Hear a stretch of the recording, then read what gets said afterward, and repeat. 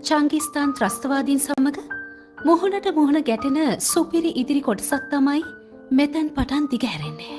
ඔන්න ඉතින් ආර්යමන්ගේ ඔෆිස් එකට හොරෙන් රිංගලා චංගිස්තාන් වලින් ආපු ත්‍රස්තවාදීන් ಭಾರತය විනාශ කරන්න ගහපු අලුත්ම සැලසුම ගැන හෝඩුවාවක් හොයන අහනට ආර්යමන්ගේ ඔෆිස් එකේ ටේබල් එක උඩ තිබිලා ලියුමක් හම්බ වෙනවා.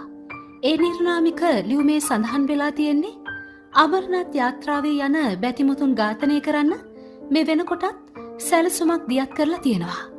මේ සැරේ ಭಾರತය බේරගන්න කිසිම කෙනෙකුට හැකියාවක් නැහැ. මිනිස්සුන්ගෙන් බේරගත්තත් මගෙන් බේරගන්න බෑ. මොකද මම මිනිහෙක් නෙවෙයි. නාගයන්ගේ සතුරා මිනිහෙක් නෙවෙයි. පුළුවන් නම් මං කවුද කියලා හොයාගන්න කියලා. ඔන්න ඉතින් නාගයන්ගේ පරණ හතුරා කවුද කියලා කල්පනා කර කර ඉන්නකොට ආර්යමන් ඔෆිස් එකට එනව දැකපු අහනා හැංගිලා බලන් ඉන්නවා. කේන්තියෙන් ඉන්න ආර්යමන් මුමුණනවා චංගිස්තාන් වලින් ආපු ත්‍රස්තවාදීන් නිසා අමරනාත් යාත්‍රාවේ වන්දනාව යන බැතිමුතුන්ට අනතුරක් සිද්ධ වුණොත් ආයෙත් ඒ දුම්රිය යන්න මිනිස්සු බය වෙයි.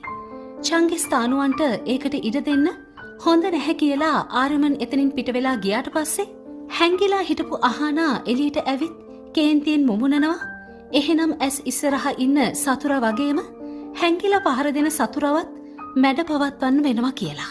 ඔන්න ඉතින් අමරනාත් වන්දනාවේ යන දුම්රියේ සිදුවෙන කලබලයක් ගැන රෝමා වාර්තා කරමින් ඉන්නකොට දුම්රියට රිංගපු චංගිස්තාන් ත්‍රස්තවාදීන් දුම්රිය යන බැතිමතුන්ව ආයුධ පෙන්නලා බියවත්තලා ලොකු කලබලයක් ඇති කරනවා.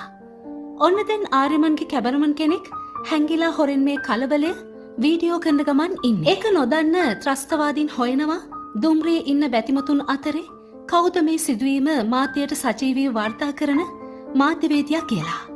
ඔන්න එතකොටම කැමරාමන් ළඟට ආපු පොඩි ළමෙක් අර කැමරා එක දැකලා මට මේ කැමරාව ඕනි කියලා කැමරාව උදුරනවා. මේ අතරේ රෝමා ෆෝන් එක ආන්සර් කරන්නේ නැති නිසා කාරන්